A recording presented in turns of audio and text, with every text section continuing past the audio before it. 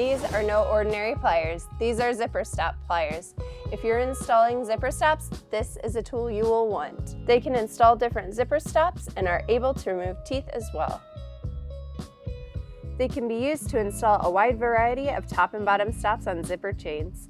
Whether you're installing stops on molded tooth or metal tooth chain, these pliers have you covered. These pliers take out all the guesswork of which tools to use, saving you time and headaches. These pliers have several features that reduce hand fatigue. First, they are made from high-quality forged steel, making them lighter. Second, vinyl on the handles makes them easier to grip. And third, they are spring-loaded for hassle-free and precise stop installation. It also means no more worn-out hand muscles from holding pliers closed. The tension from the spring gently and firmly holds the pliers closed, keeping the stop in place and allowing you to focus on the placement. Now, you could use regular pliers, but then you risk ruining your zipper stops or misplacing them. Regular pliers will likely leave marks or scratches on the stop when you close them, and that's if you can even get the stop to stay in place.